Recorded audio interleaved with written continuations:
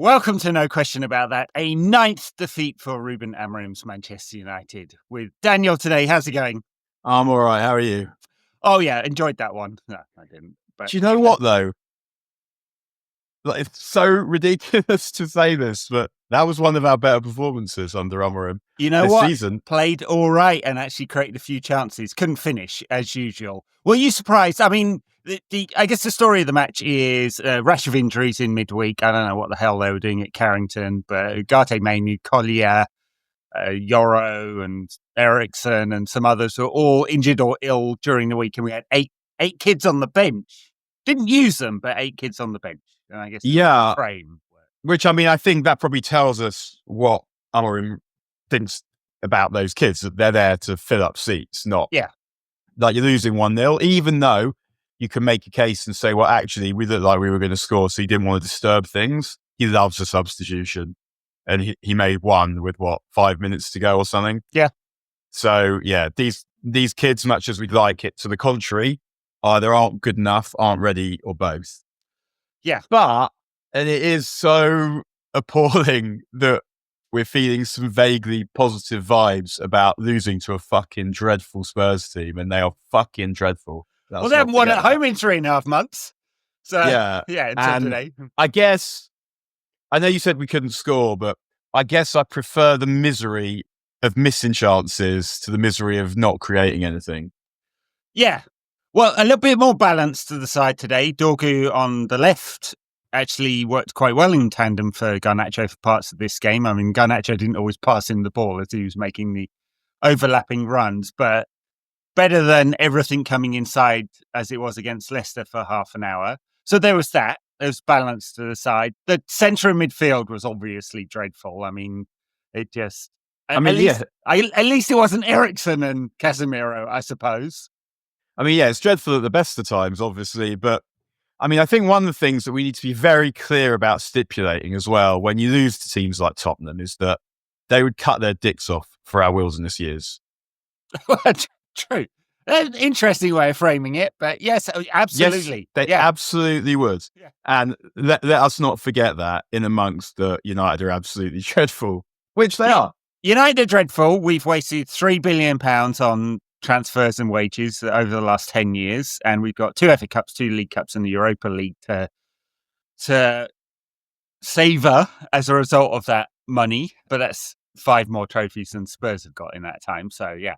5 more trophies than Spurs have got in the last 40 years. Yeah, 40 years. Probably since if we'd have to start in 1981, I think, to get to 4 from Spurs, or 1982, 82, 87, 08, and that League Cup. They won that League Cup. They beat Leicester in. So 82. Sorry, I take it back to. Oh no. Sorry, that's not true. 84. The UEFA Cup of 1884. Oh, so I take it back. Yeah. So not quite that much. 39 years. Well, very good. Yeah, I mean, a massive protest by Spurs fans outside the Tottenham Hotspur Stadium. Still no naming rights sold by Daniel Levy there, but calling for Levy out. I mean, I guess this is about as bad as it gets for Spurs. They're in 14th place or 13th place or something like that. And there's a feeling that Levy, although he's steered this club to, like, apart from this season, traditionally sort of being in and around the top 4, 5, 6, and got this brand new stadium for it, that somehow they're going backwards on the pitch. And for as much as we like Ange, and he's got a great personality, mate, I mean, this team is dreadful, isn't it? I mean, it feels like less than the sum of the parts, Spurs. I know we're talking about them, and United are even dreadfuler, but... Yeah, I mean, are we allowed to call him Big Flange? I was wondering about that.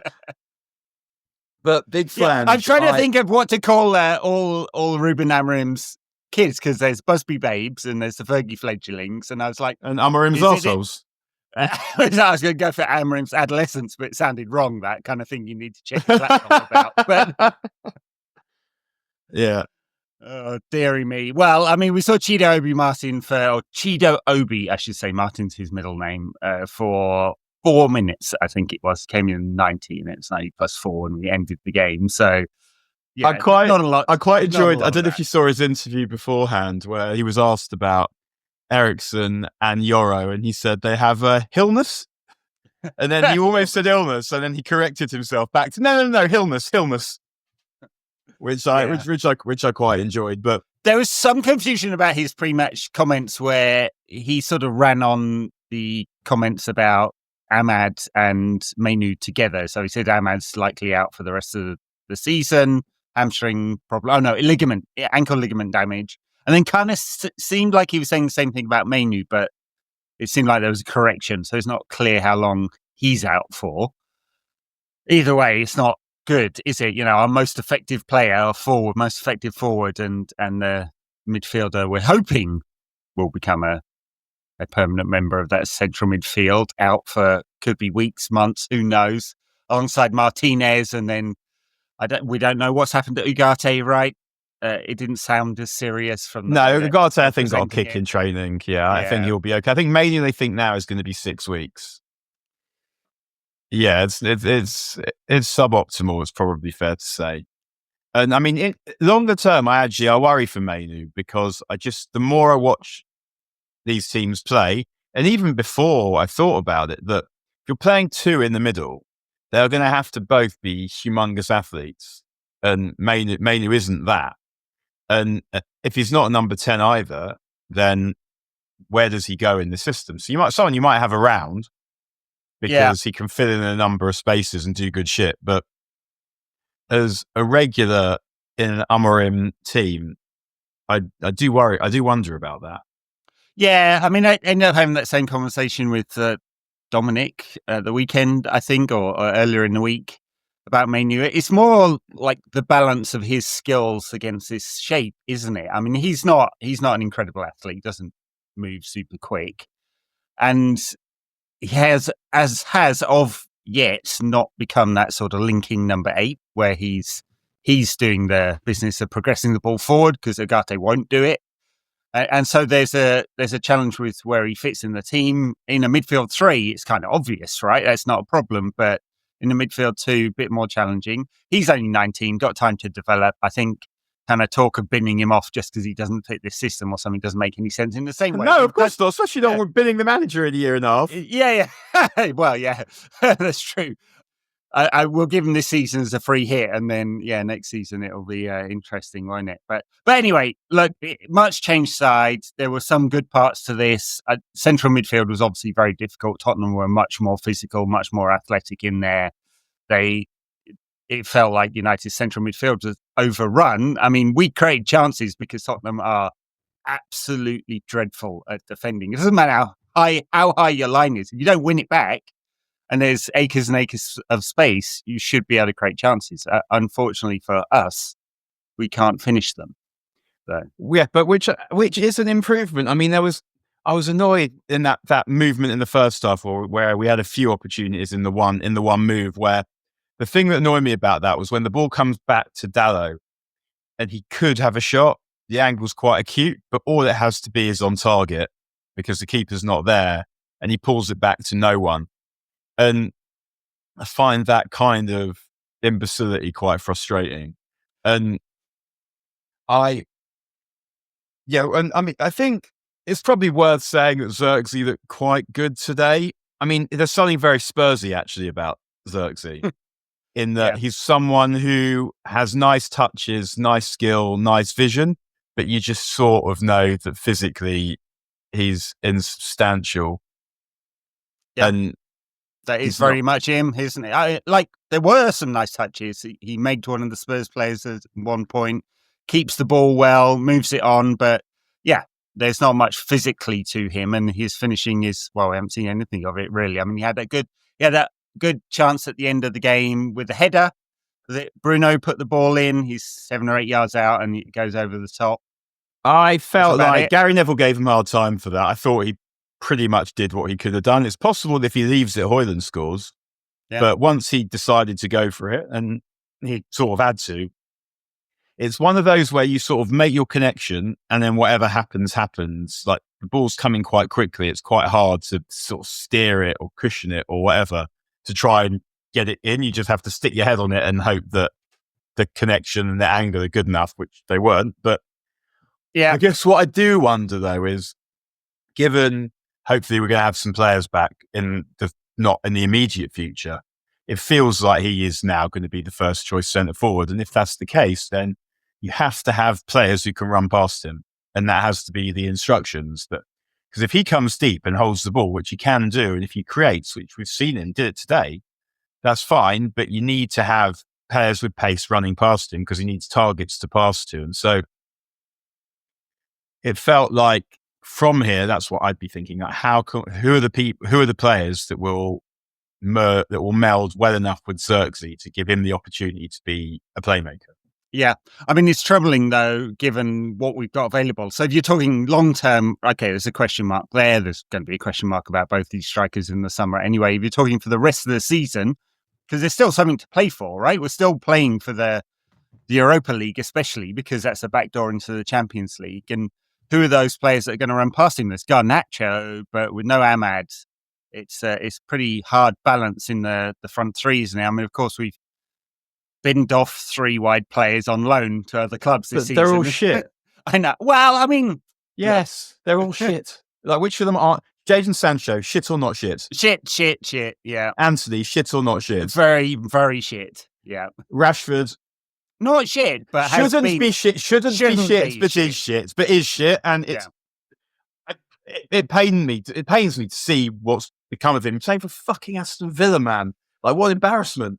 I know, there was that meme a couple of years ago of him like aged and balding in a Villa shirt, and it seems to have come true. Although he's had 2 cameos for Villa and been pretty good in both. He's a good player. It's just like he's a potentially brilliant player, but the time had come. He'd gone stale at United, and the manager obviously had a big problem with him because the manager's not stupid, and he's even said he knows he needs Marcus Rashford, and yet he can't and won't pick him.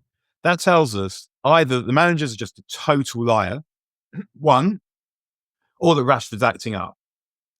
Yeah, well, I mean, Amorim said that they'd had the conversation, and he framed it a bit differently than had been kind of framed online, right? The online conversation is Rashford's lazy, he goes on a bender every week and he doesn't turn up for training on time. And Amorim didn't frame it like that. He framed it as like the meeting of minds didn't happen. He couldn't get him to play the way he wanted. No, he said you got to live right and train right. Well, he said that weeks ago. Last week when he was asked about it, that's not what he said. He was more specific, but yeah. Because at this point, he just wants to get Cash Monet for him, I think. Well, yeah, clearly that's the idea. I mean, for him not to entertain the idea of him even coming off the bench. Yeah, sure. It's look, he doesn't need to say he's not trying because he's saying it with actions. Yeah, sure. But the point being, where I started here, Daniel, was not really to dive into the old arguments about Rashford. It's that there are 3 attackers now, not at the club but elsewhere, that United are paying for them to play for other clubs. Basically, you can talk about whether it's cash or PSR costs or whatever, or just the value of the asset. And so we're in a situation where we don't have very many forwards. We have Højlund and Xerxes, who've got 1 goal between them since Christmas and 3 goals in total this season, or 4 goals, is it? I think Xerxes got 1 in 14. Højlund's got none in 16. They can't score. Garnacho, as we saw from his chance today, a deeply inconsistent finisher.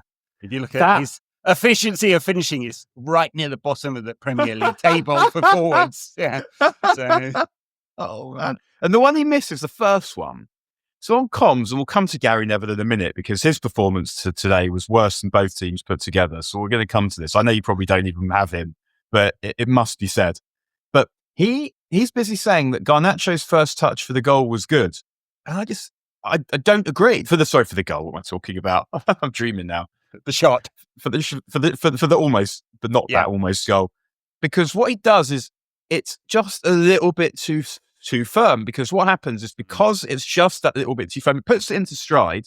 But what it also does is it makes the defender part of the equation. If that first touch is just a little bit more gentle, a little bit defter, the defender can't really even slide in, or if he can, he's doing it from further away and it's not a distraction.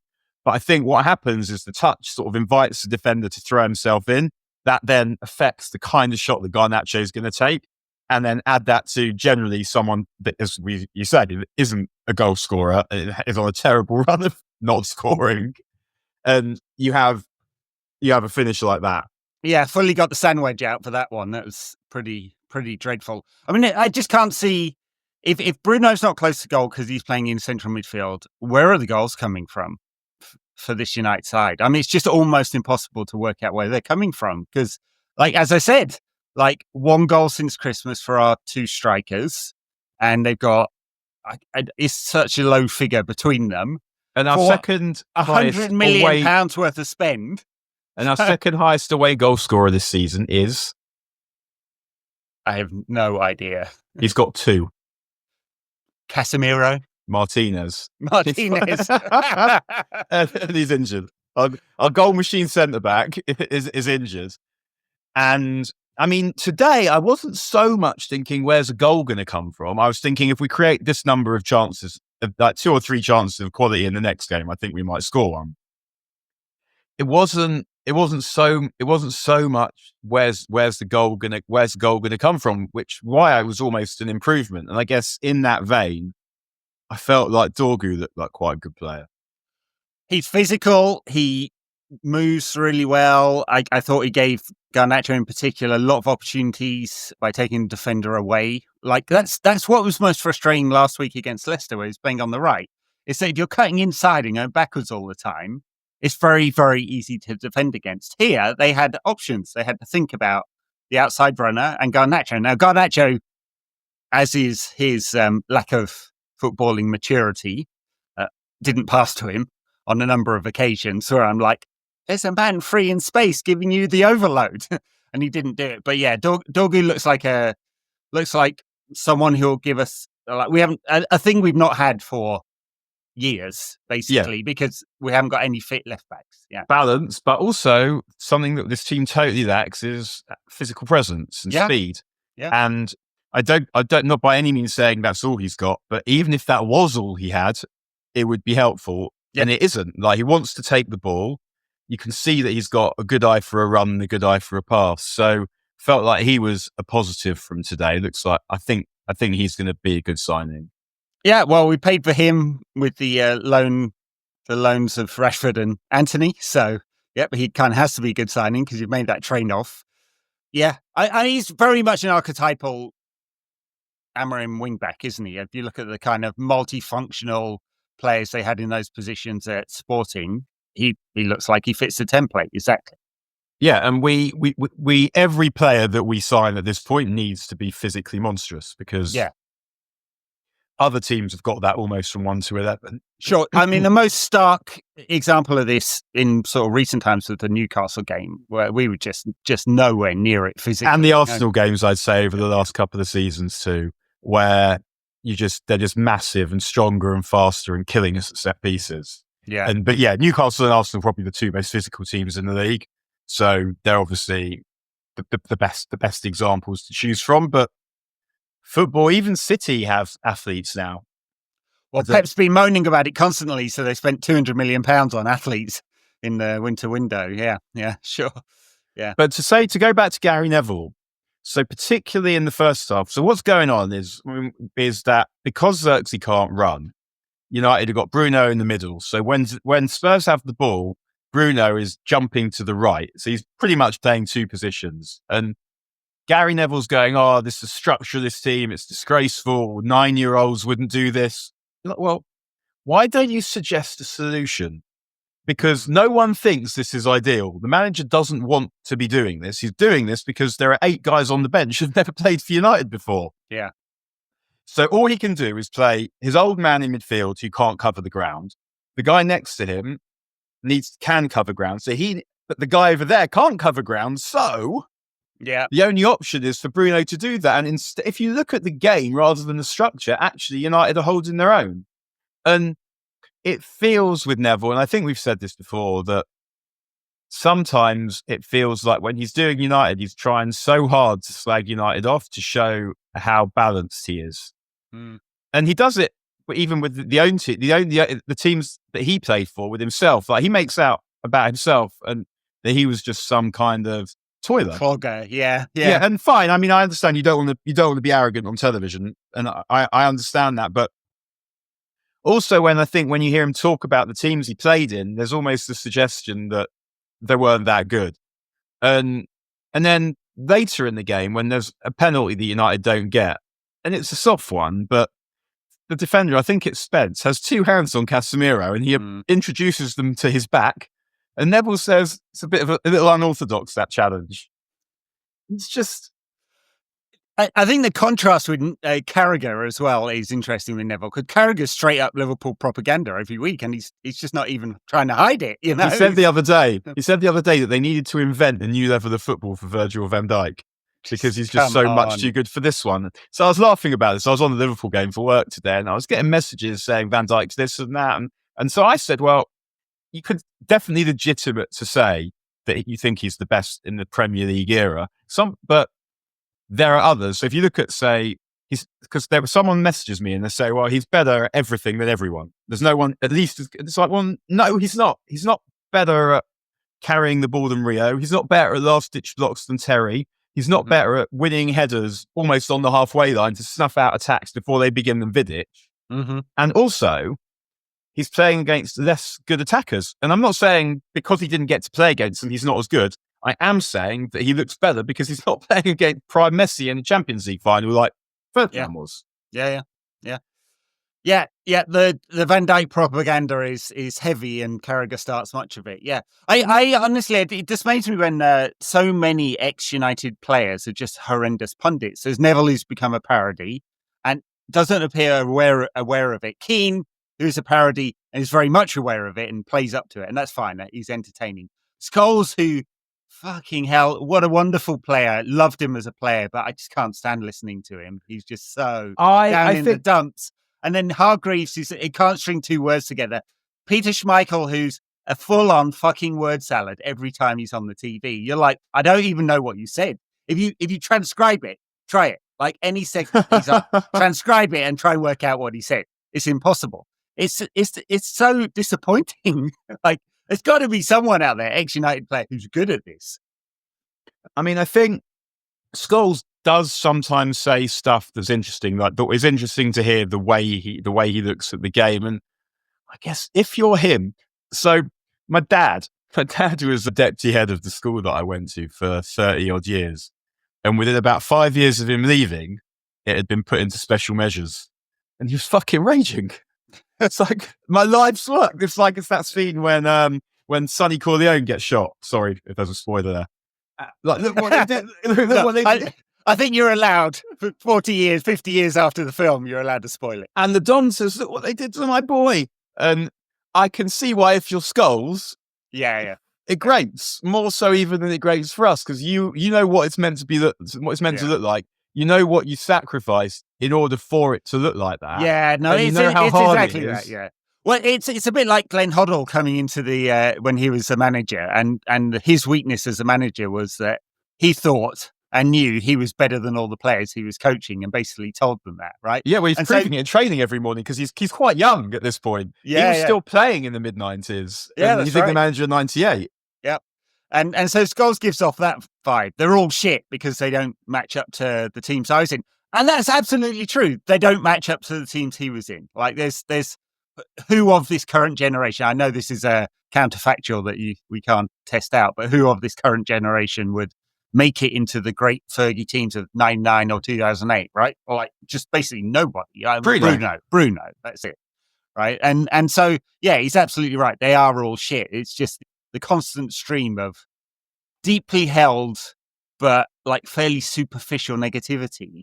I think he could go, he knows, right? He knows more than he's giving about why it's not very good. And so the kind of he's shit, and he's shit doesn't add up to much. But for example, the thing that I always find telling is he likes Christian Eriksen. He's a footballer. Yeah. And that's it. It's like, that's what he's looking for. He wants footballers. Yeah. And players that see the game and that are intelligent and that can move the game and control the game. That's what looking And the only player we have who really does that is Eriksen. Scholes likes him, but obviously you can't have Eriksen in the midfield. He's got no legs, yeah. And it also has Bruno in it. And so, yeah, I don't find Scholes completely tedious when I listen to him. And actually, I'm the same with Rio, who is like not someone with whom I would necessarily want to hang.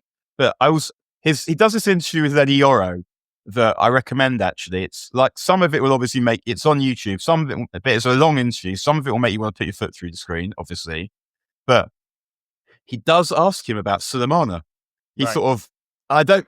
He sort of hints at it for a bit, where he's almost waiting for Euro to say "and Sulemana," and Euro doesn't say it, so he asks him, and that.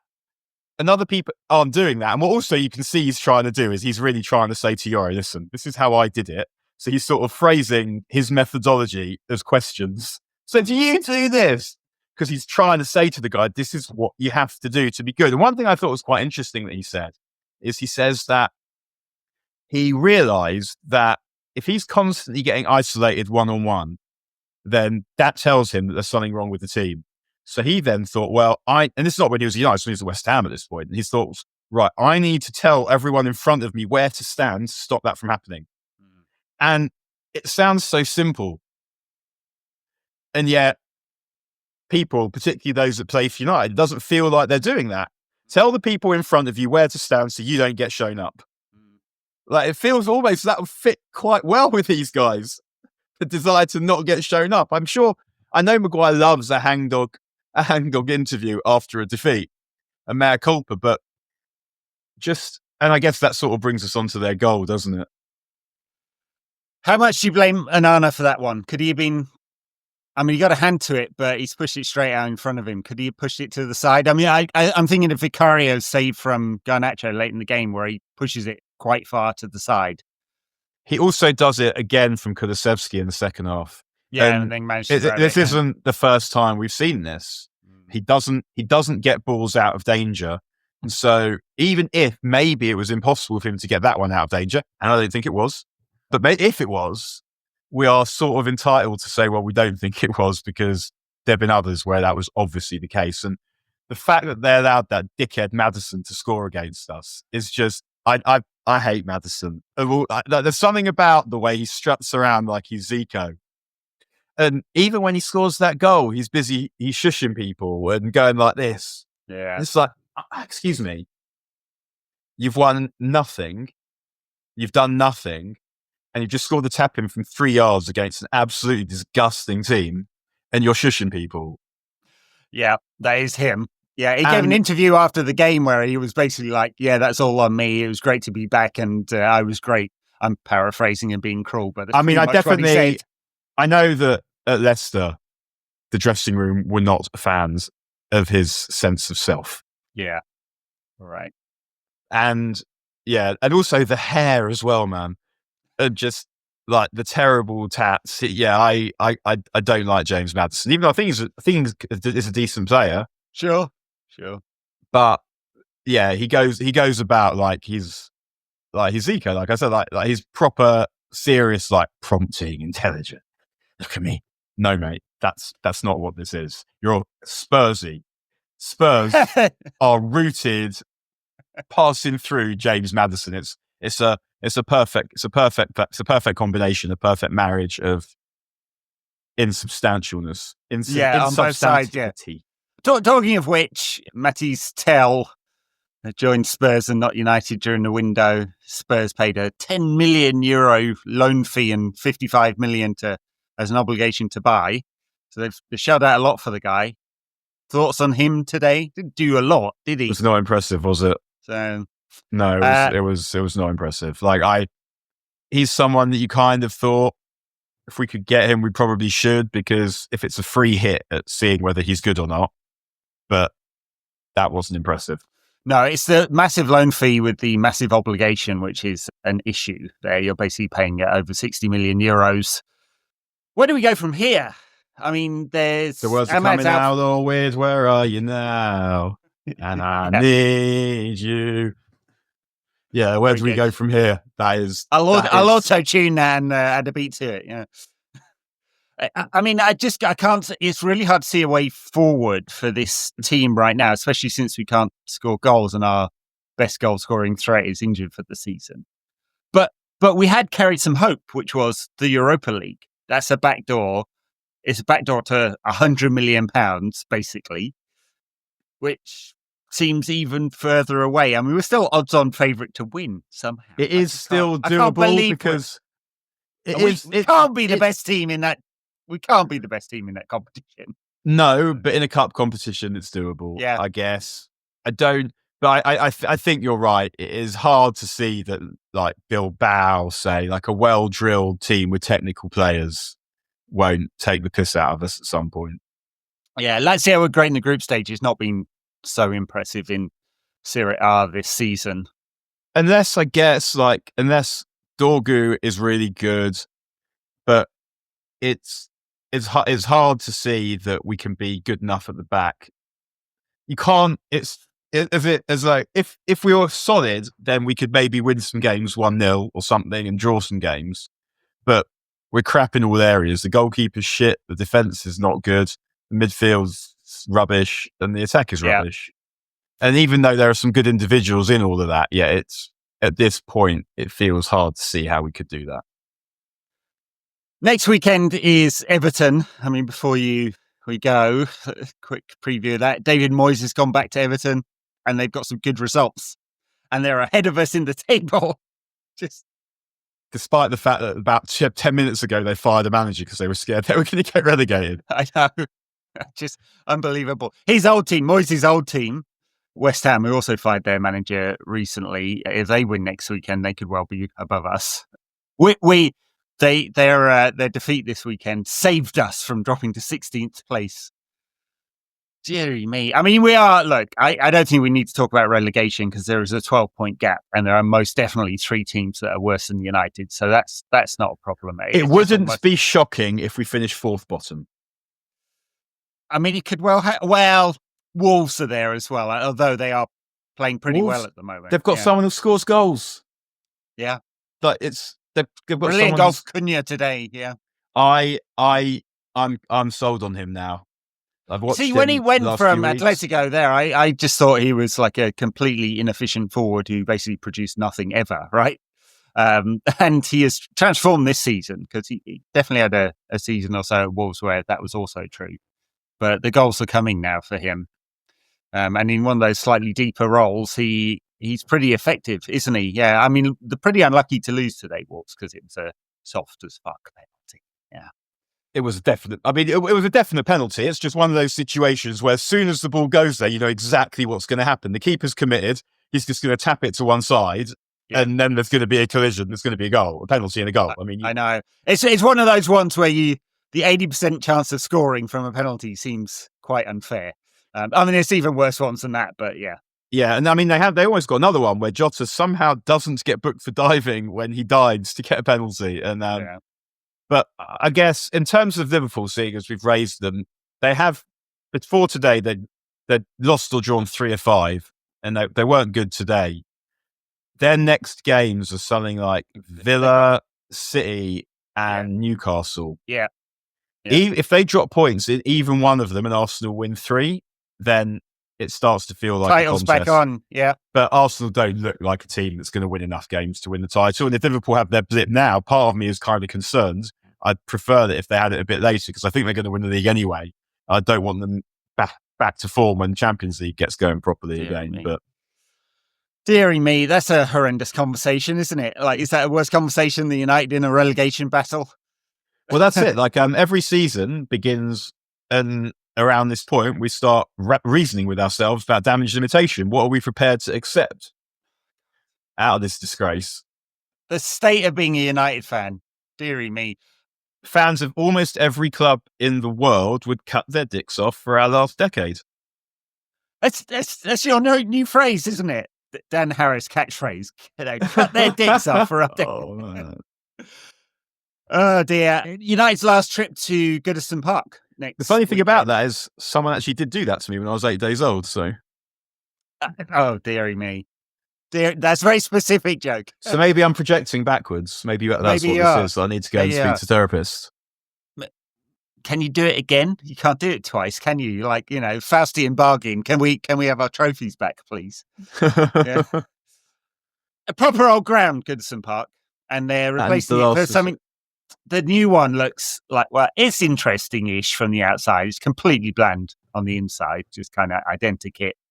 What's it called? Bramley Dock or something like that, New Everton ground. So it's one of the last proper English football grounds, isn't it, Goodison Park? Tight houses right next door. The roof held up by shaky-looking poles and all of that. So it makes a decent atmosphere.